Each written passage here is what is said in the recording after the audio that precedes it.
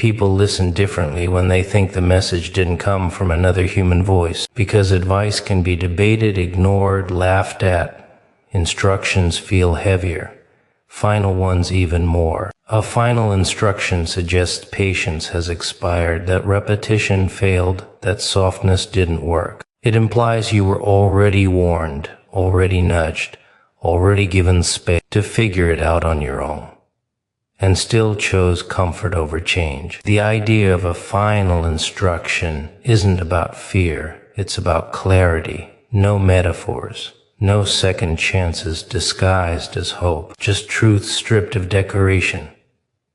When something is labeled final, excuses lose their charm. You can't say you didn't know. You can't pretend it was optional. You can't bargain with it later. It's not emotional, it's decisive. Most people spend their lives negotiating with responsibility. They wait for signs, confirmations, perfect timing. They confuse mercy with permission. But a final instruction doesn't arrive to persuade you. It arrives because persuasion already failed. It's not loud or dramatic. It's calm in a way that should make you uncomfortable. Calm like something that knows the outcome whether you listen or not. People like to believe guidance will always be gentle, that it will comfort them, reassure them, meet them where they are. But sometimes guidance sharpens instead of softens. Sometimes it draws a line instead of opening a door. A final instruction doesn't care how you feel about it. It cares whether you act. What makes it unsettling is that it doesn't demand belief. It demands alignment. You don't have to understand it fully. You don't have to like it. You just have to stop pretending you didn't hear it. Because once something is clear, ignorance stops being an option and becomes a choice. A final instruction implies that time has already been spent, that patience has already been extended, that silence was already used as a teacher and you kept mistaking it for absence. It suggests that the distance between where you are and where you need to be is no longer negotiable. People often expect divine messages to feel comforting, but the most honest ones feel confronting. They don't tell you who to blame. They tell you where to stand. They don't explain everything. They remove confusion. And confusion was never the real problem anyway. When you hear something framed as final, your instincts wake up. You feel the weight of accountability, not because someone is watching, but because something inside you recognizes truth when it stops whispering. Final instructions don't threaten punishment, they expose consequence. This isn't about destiny or fate or being chosen. It's about responsibility catching up, about being told clearly and without room for reinterpretation that the phase of wondering is over and the phase of doing has already begun, whether you're ready or not. That clarity is brutal. People spend their lives craving it, fearing it, pretending it exists when it doesn't. They wrap themselves in half-truths, comforting lies, and vague directions because ambiguity feels safe. It cushions the fall, it protects ego, it allows postponement. But clarity doesn't negotiate. It doesn't care about excuses. When clarity arrives, it arrives stripped of ornament, exposed, merciless, and it demands recognition. It cuts through all the noise you've built around yourself, all the illusions that have kept you believing you were in control, and forces you to face exactly what you've been avoiding. Most people think clarity comes slowly, gently, a series of signs, hints, and reassurances. That's a fantasy. Real clarity is immediate. It doesn't ask for preparation or consent. It doesn't soften the edges or present choices that feel comfortable. Clarity is a spotlight on truth, and when it lands, everything you've been ignoring becomes impossible to overlook. All the convenient excuses vanish instantly, leaving only facts. You realize that the comfort you relied on was nothing but borrowed time, that your indecision was just a cushion for consequences waiting to arrive. Clarity exposes contradictions. People tell themselves stories about who they are, what they value, how they act. They reassure themselves with narratives that sound reasonable, that make sense in quiet moments, that fit neatly into their self-image. But clarity doesn't respect stories. It only respects reality. When a final instruction arrives, clarity shines on every discrepancy, every small lie you've told yourself, every moment you chose ease over action. You see the difference between who you thought you were and what you actually did. The spotlight doesn't forgive or soften, it exposes. Clarity demands attention at the exact moment when most people are still half asleep. People like to believe they have time to interpret, to reflect, to negotiate with truth, to filter reality through the lens of comfort. A final instruction with clarity removes that luxury. It doesn't ask you to interpret slowly or act comfortably. It doesn't offer a safe path to gradual understanding. It requires instant recognition and forces the mind to confront consequences that have been accumulating quietly, invisibly, while life went on as usual. Clarity also dissolves rationalization. Humans are experts at convincing themselves that danger, responsibility, or necessity is optional. They tell themselves, I'll deal with it later, or it's not urgent yet, or someone else will handle this. But when clarity arrives, rationalization becomes impossible. The excuses sound hollow because the truth doesn't care about timing or convenience. The clock doesn't bend to your wishes, and clarity doesn't negotiate. Every second you spend avoiding acknowledgement becomes weight pressing down on your awareness, demanding acknowledgement you can no longer defer. The discomfort of clarity is not in what it tells you, but in what it reveals about yourself. It shows where you failed to act, where hesitation became inaction, where avoidance shaped outcomes. People fear looking at themselves, this honestly, because it removes all the protective narratives they've built. Comfort, identity, perception, and delay, all the things that make life bearable, are exposed as illusion. The unprepared mind flails under clarity's weight, because it has never been confronted with truth stripped bare. Clarity forces choice, not the abstract, hypothetical kind, not the I'll decide someday kind. Real choice, immediate, unavoidable, and consequence-laden. When a final instruction arrives with clarity, you realize that doing nothing is not neutral. Ignoring the instruction doesn't pause time, it accelerates consequences. Every hesitation becomes a decision by default. Every delay compounds risk. Clarity doesn't allow waiting, it only exposes the cost of waiting in real time. Even preparation feels different under clarity. People often think preparation is about gathering information, resources, or reassurance. Real preparation is about alignment. It's about seeing what matters, acting decisively, and refusing to hide behind excuses or comfort. Clarity highlights who has prepared and who has only imagined preparation. Those who react decisively appear calm. Those who rely on illusion flounder. The difference is visibility. Clarity makes it impossible to hide.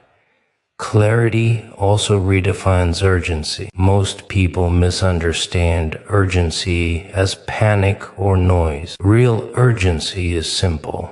It's the recognition that the moment to act is now, and the cost of hesitation is already measurable. A final instruction coupled with clarity doesn't scream or dramatize, it simply illuminates the exact point at which action becomes unavoidable. The seconds you ignore are seconds spent losing options, shrinking control, and letting consequences grow louder while you remain distracted. Finally, clarity is merciless because it is impartial. It doesn't comfort, negotiate, or favor those who are lucky. It doesn't care about identity, reputation, or self-image. It only cares that you see, that you understand, that you acknowledge reality for what it is, not what you wish it were. When clarity arrives, it doesn't knock politely. It doesn't wait. It doesn't give grace. It forces recognition, exposes hesitation, dissolves illusions, and demands that you either act with what you have or face the consequences of failing to act, all while time continues to move forward, unrelenting, unforgiving, and completely indifferent. Excuses expire when the instruction is final. People like to believe that as long as a message is optional, as long as consequences are distant, they have room to maneuver. They cling to justification, to narrative, to delay, to the belief that their choices don't matter yet. But final instructions strip all of that away. They don't arrive for negotiation or debate. They arrive as endpoints, leaving no room for pretense, no buffer for convenience, no space to pretend that inaction is harmless. Excuses are seductive because they protect the ego. They allow people to maintain a version of themselves that feels competent, ethical, prepared.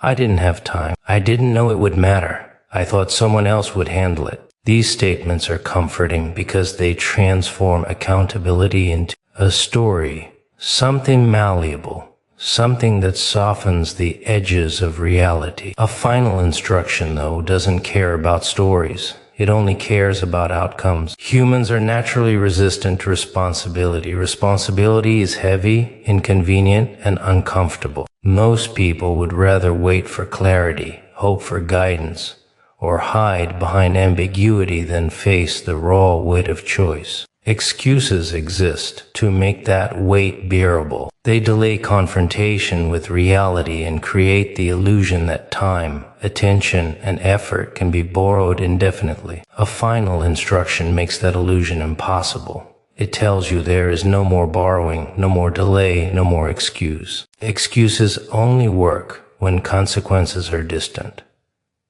The longer the deadline, the easier it is to rationalize inaction. People convince themselves that they are being strategic, thoughtful, patient. They wear procrastination as armor, telling themselves it is prudence rather than avoidance. But when the instruction is final, consequences are immediate or inevitable. Excuses lose their power because delay is no longer an option, and avoidance becomes a liability. Most people are convinced that good intentions protect them, that their plans, their hopes, their careful procrastination somehow shield them from failure. But final instructions expose the truth. Intention is meaningless without action. The more you relied on imagined preparation, the more exposed you become when clarity arrives. Excuses crumble under the weight of immediacy, because no one can argue with what must happen right now. Reality doesn't negotiate with intention, and neither does a final instruction. Excuses also disguise fear. People avoid responsibility, confrontation, and action because it is easier to stay small, hidden, and comfortable. They pretend the stakes are lower than they are, or that circumstances are not urgent. They tell themselves that someone else will take care of it. Final instructions burn through fear by compressing time and clarifying priority. When the moment of action arrives, you can't delay or rationalize.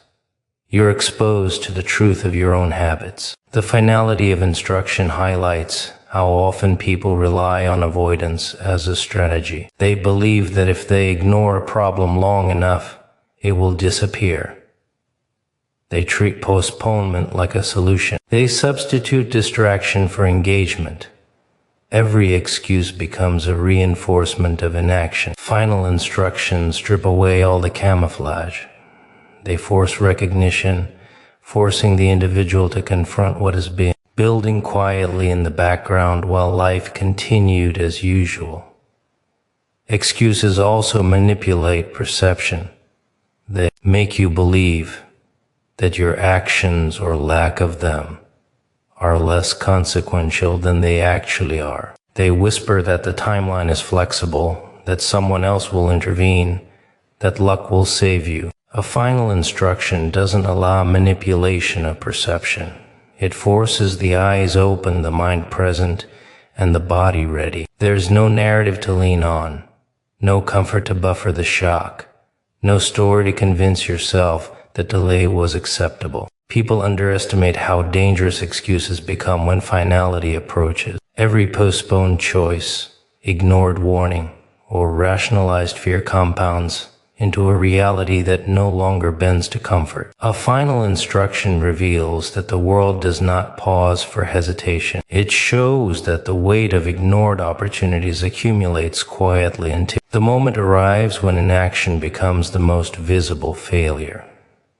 Excuses, once protective, become liabilities. The cruelty of final instructions is that they expose character in the rawest form. How someone responds when excuses no longer function defines who they truly are. Panic, hesitation, or impulsive reaction reveal habits more accurately than years of self-description ever could. The mind is forced into action, and the quality of that action is shaped entirely by what has been practiced, ignored, or postponed.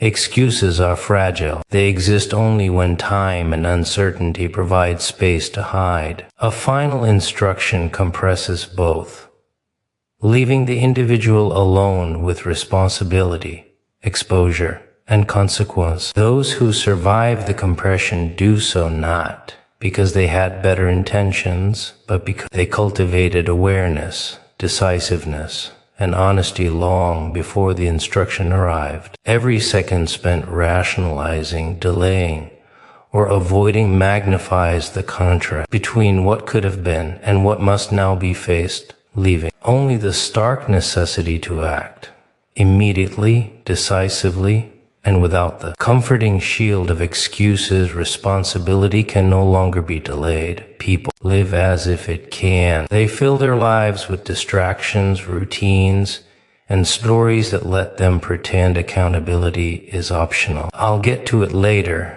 they whisper to themselves, believing time is flexible and consequences are patient. But responsibility is relentless. It does not wait.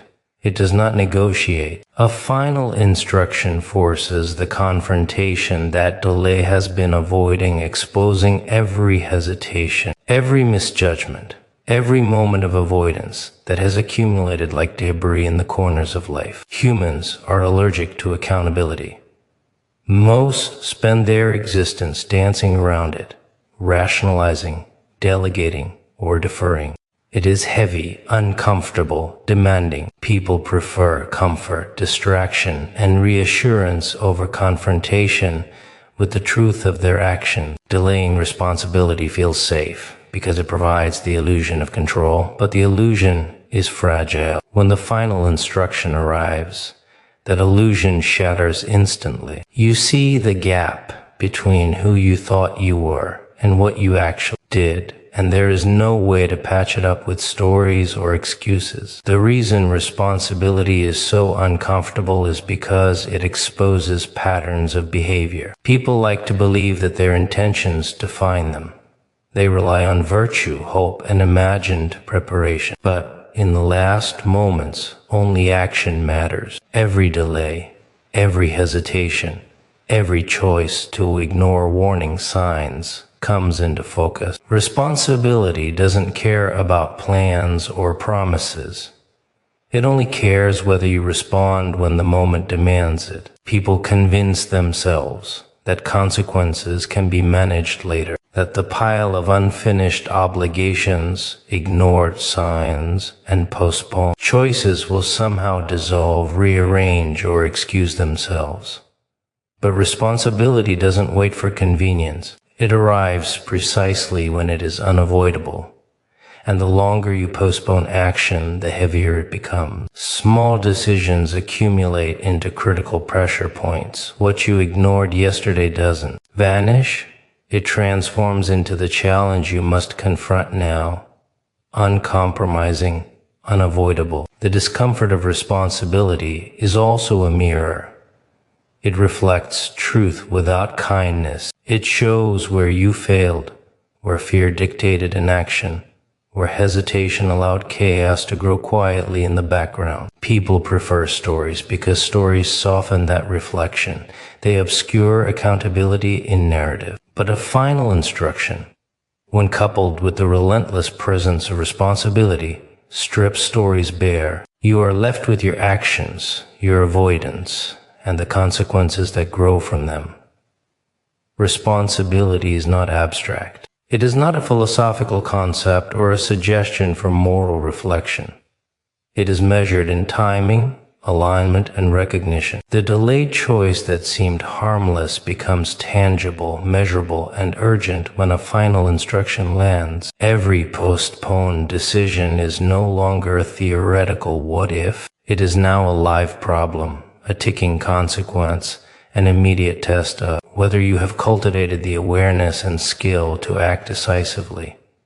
People resist responsibility because it demands presence, it demands focus. It exposes weakness and hesitation, and it challenges comfort. Life without confrontation with responsibility feels manageable because you can ignore outcomes, avoid hard choices, and conceal your flaws behind narratives of intention. But delay is deceptive. It doesn't protect you. It merely postpones exposure, letting problems accumulate quietly until they arrive with undeniable clarity, demanding recognition, demanding action, demanding that you meet them on their terms. Responsibility also teaches that timing is everything. People confuse preparation with delay. They believe that waiting allows them to gain control, to gather insight, to make the perfect choice. But timing is impartial. It rewards presence, not hesitation. It punishes avoidance, not ignorance. A final instruction compresses timing into immediacy, leaving no margin for error. Those who have deferred responsibility find themselves facing the consequences of every ignored warning, every postponed action, every false sense of readiness they relied upon. The most frightening thing about unavoidable responsibility is that it is impartial. It does not excuse fear, inexperience, or distraction. It does not favor hope over hesitation, comfort over vigilance, or intention over action. Every individual receives the same test, act or fail. And the outcome is determined not by what you meant to do, but by what you actually do in the moments you can no longer postpone. Even courage is revealed in relation to responsibility. People imagine courage as something heroic, something that emerges in crisis. But courage under pressure is not a spontaneous gift. It is the product of preparation, awareness, and practice. Responsibility reveals whether courage exists in your habits or only in your imagination. When the instruction is final, there is no room for rehearsal, no chance to conjure bravery on demand. You act, and in that act, your true nature is revealed. Responsibility also forces recognition of limits. People like to believe they can handle everything, that skill, luck, and preparation can stretch infinitely. A final instruction proves otherwise. It compresses the timeline, exposes vulnerabilities, and forces decisions that reveal not just what you can do, but what you should have done all along. Every moment of avoidance or delay becomes amplified, and every action is measured against the reality of what was ignored, leaving nothing to hide behind. The weight of responsibility in the final moments is both clarity and punishment. It clarifies the truth of your life choices, and it punishes the habit of postponement. There is no external judgment, only the impartiality of consequences. The final instruction does not lecture or wait. It does not negotiate. It stands there, undeniable, uncompromising, and relentless, forcing confrontation, demanding action, and revealing every delayed choice that has brought you to this precise moment, while the second vanish and the opportunity to hide dissolves into the inevitability of truth. Silence was already a warning. People think warnings are loud, obvious, theatrical, designed to grab attention. That's the comforting version. The truth is, the most effective warnings are quiet. Subtle shifts in behavior, small patterns that repeat just slightly off, discomfort you try to ignore. Intuition whispering that something isn't right, all of that is warning. People dismiss it because it doesn't demand immediate action. They treat it like background noise, something ignorable, something that will fade if they continue pretending everything is normal. Quiet warnings are dangerous because they exploit our need for comfort. Humans are naturally drawn to routine, to familiarity, to the predictable. The subtle signs of danger or consequence blend into that comfort. They appear ordinary, trivial, manageable, and while you're rearranging your world to feel safe, the warning continues, persistent and unnoticed, gathering strength, waiting until ignorance is no longer an option. People underestimate how much time they have to notice warnings before consequences arrive. They assume they'll recognize danger when it becomes urgent. That assumption is a lie. Warnings exist precisely to prevent urgency from ever reaching the point of chaos. The subtle signals are there to test your attention, your perception, and your willingness to act before you are forced to. Ignoring them is tempting because it preserves comfort, but the cost is unseen until it is undeniable. Warnings are also merciless teachers. They do not care about pride, hope, or self-image. They do not pause for reflection, for doubt, or for comfort. They exist to illuminate patterns, to expose avoidance, to show you the discrepancy between who you claim to be and how you behave. A quiet warning that goes unnoticed is a mirror held up to your habits.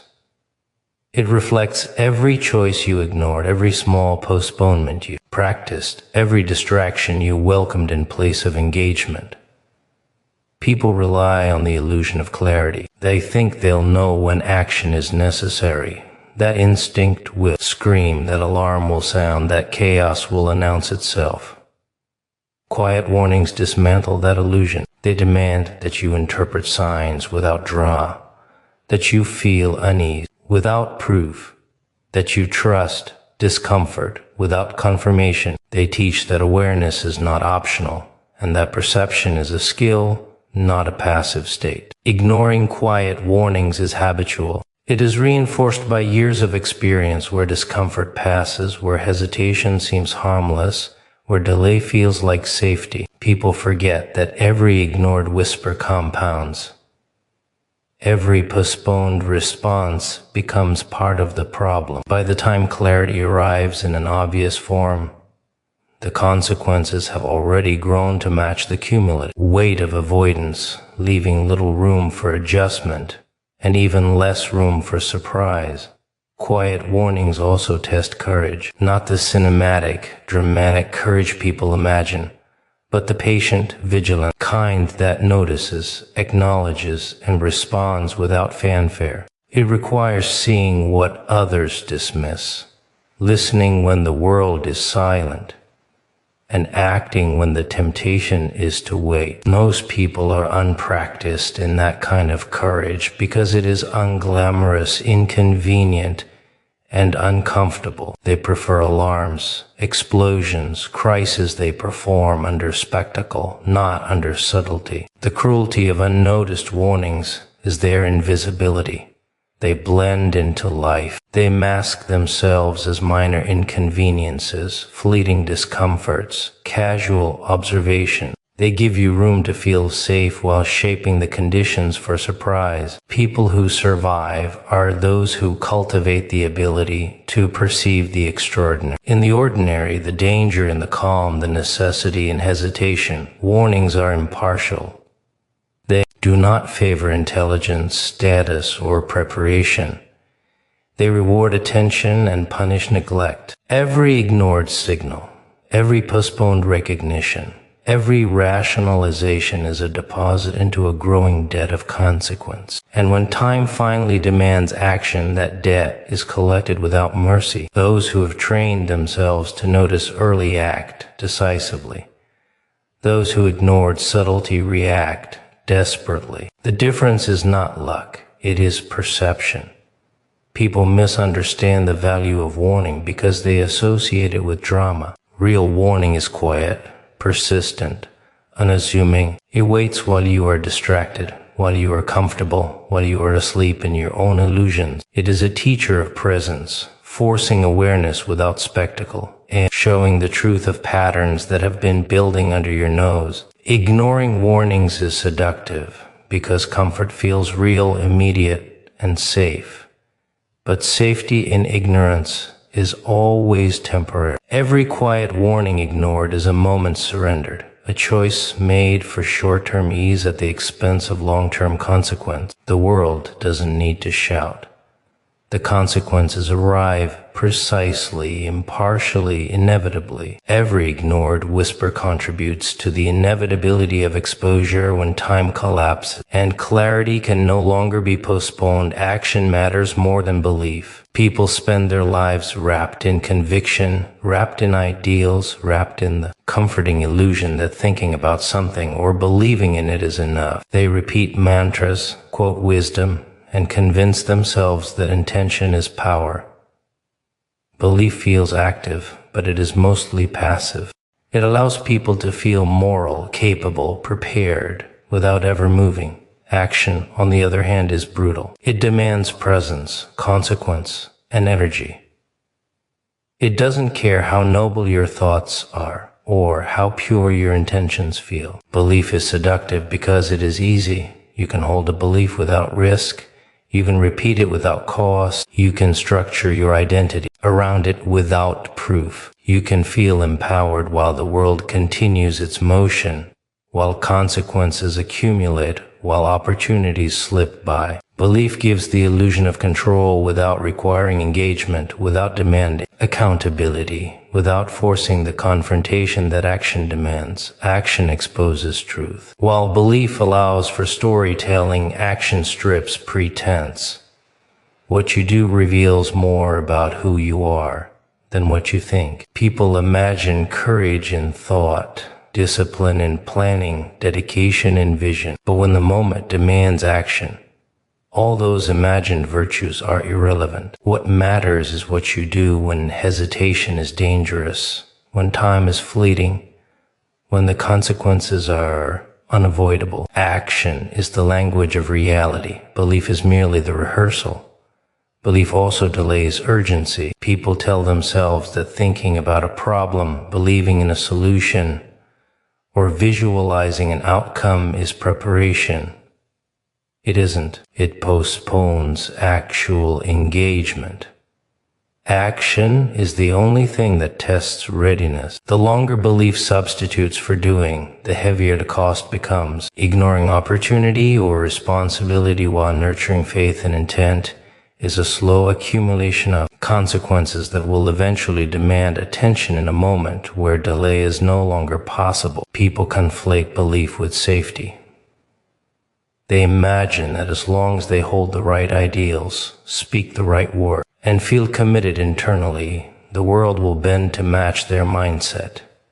But reality does not respond to belief. It responds to action. Every task left incomplete, every responsibility ignored, every warning unheeded is indifferent to your conviction. Consequences do not negotiate with belief. They act according to what was done or left undone.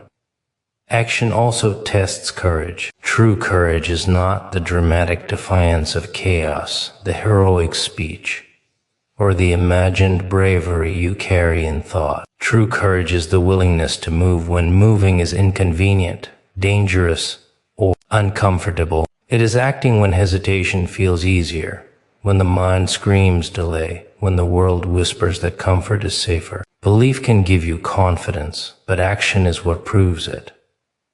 The relationship between belief and action is revealing. People believe they are capable, responsible, prepared, ethical. Those beliefs remain invisible until action demands them. The final measure is not the purity of thought, but the decisiveness of movement. In moments where instruction is final, where consequences are immediate, belief without action is worthless. It cannot shield, cannot influence, cannot prevent exposure. Only action can. People often overestimate their preparation. They imagine their knowledge, morals, or convictions as tools of defense. But without movement, without implementation, these tools remain inert. A final instruction strips away belief as armor. It forces confrontation. It exposes whether you relied on thought or engaged through movement. Every hesitation becomes visible. Every delay a reflection of misplaced faith in your own capacity to act without doing. Action is not merely reactive. It is deliberate engagement with reality. It converts intention into consequence, belief into impact. People fear action because it carries immediate risk, requires clarity, and reveals truth. Belief is safe. Action is perilous. But survival, success, and consequence favor those who act decisively rather than those who only believe wisely. The world does not reward thought alone. It only rewards engagement. Belief can provide motivation, comfort, and vision, but it cannot replace the necessity of movement. Every situation where the final instruction matters is an arena in which belief without execution is exposed as a lie. The person who hesitates, who reflects, who rationalizes, who trusts thought alone finds themselves facing outcomes they imagined but never acted upon. Action is impartial, merciless, and immediate. Belief is a spectator. Action is a participant. Finally, action reveals character. Belief can be professed, cultivated, and displayed.